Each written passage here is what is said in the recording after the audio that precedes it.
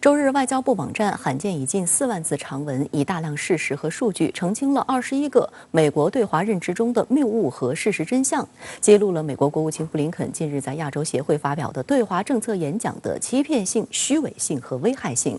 此外，美国两党议员也不断炮制反华法案，最近又要求增加印太战略的拨款。但美国舆论指出，拜登现在最大的压力是通胀，而削减对华加征关税是最快的压低通胀的方法。外交部发布的这篇题为《美国对华认知中的谬误和事实真相》的文章指出，布林肯的对华政策演讲通过精心包装的语言渲染中国威胁，干涉中国内政，抹黑中国内外政策，试图发起对华全面遏制打压。美方长期在台湾、涉疆、涉藏、涉港等涉及中国核心利益议题上粗暴干涉中国内政。美国长期以来勾结香港反中乱港势力，干预香港政治议程，不断激化社会矛盾。美方攻击抹黑香港国安法的实质是插手香港事务，把香港作为对内地进行渗透干涉的桥头堡。对于美国宣称仍奉行基于与台湾关系法、美中3个联合公报、对台6项保证的一个中国政策，美对台政策没变。文章指出，美方先后将所谓与台湾关系法、对台6项保证塞入一个中国政策表述，美国单方面炮制的政策表述前缀越来越多，违背了其自身在中美3个联合公报中所做的承诺，也违反了联大第2758号决议确认并为国际社会普遍遵守的一个中国原则，从一开始就是非法和无效的，中方从一开始就不予承认和坚决反对。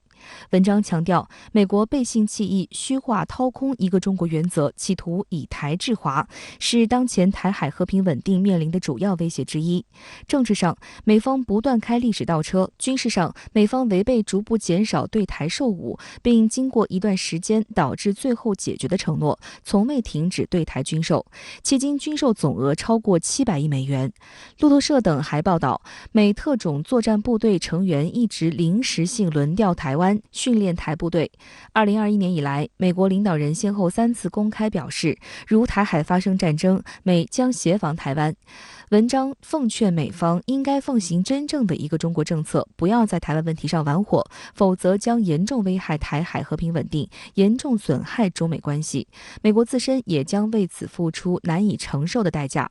对于美方多次声称美国不寻求冲突或一场新冷战，不寻求阻止中国发挥大国作用，也不寻求阻止中国发展经济和促进人民利益，但事实真相是，美方实际上却在运用内外全部资源对华进行无底线遏制打压。文章指出，美国政府动用国家力量无端打压和制裁华为，限制华为产品进入美市场，断供芯片、操作系统，在世界范围内胁迫别国禁止华为参与当地5G 网络建设。美国还策动施压加拿大无理拘押华为首席财务官近3年。美国上届政府严重违反世贸规则，对华发动大规模贸易战。依据所谓301调查，美方先后3轮对中国输美约3600亿美元商品加征高额关税。美国还抱持冷战思维，拉拢他国，拼凑小圈子，强化五眼联盟，兜售4边机制，拼凑美英澳3边安全伙伴关系，收紧双边军事同盟，针对中国的企图明显。文章指出，国与国之间发展关系讲究的是平等、尊重和互利共赢。当前，中美关系正处于重要的十字路口，美方应放弃以冷战零和思维看待中美关系，把4不1无意的表态落到实处。这个美国对华全面竞争的本质就是维护美国的霸权，然后打压和遏制中国的发展。美国国内的政治是非常分裂的，这严重影响了美国的竞争力。美国如果要实施对华全面竞争的话，是需要他的伙伴的配合的。但是他的盟友目前来看，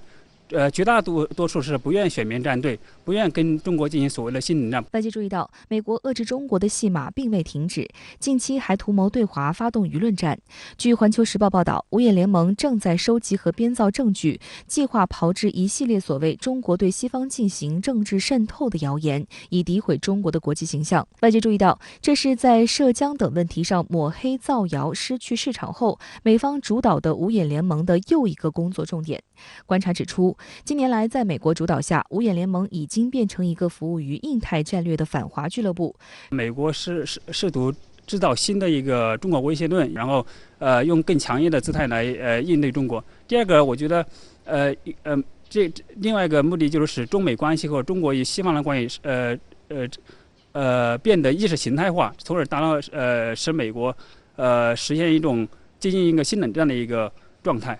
从而实现美国的战略。除了对华大搞舆论战，美国两党议员还大搞法案之华。近上月，反华先锋卢比奥推进一项新法案，声称要优先处理加速美国对台湾军售，提高向台湾提供的关键技术水平之后，美国两党议员还正在推进印太接触法案，要求向印太地区提供更多拨款，以抗衡中国。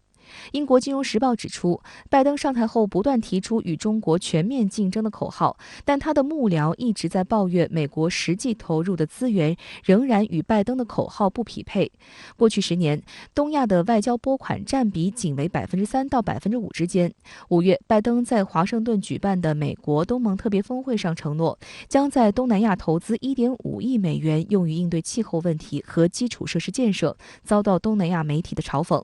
英国金融时报分析认为，新推出的印太接触法案是对2020年通过的太平洋威慑倡议的呼应，后者赋予美国印太司令部获得五角大楼更多军费预算的权利。智库机构新美国安全中心的印太事务专家丽莎·柯蒂斯表示，掌管预算的美国国会释放出优先考虑印太地区支持拜登对华全面竞争政策的倾向。这个印太参与法案确实是对准了美国所谓印太战略的一个最大的缺陷，也就是说，美国的印太战略基本上是口惠而实不至。所以这个法案提出来之后，但是其实它的内容是非常空洞的，因为它的主要内容就是让美国国务院里面的各部门进行协调，为美国的印太战略争取资金，并不是说它真的是能拨付多少资金投入到印太战略里面去。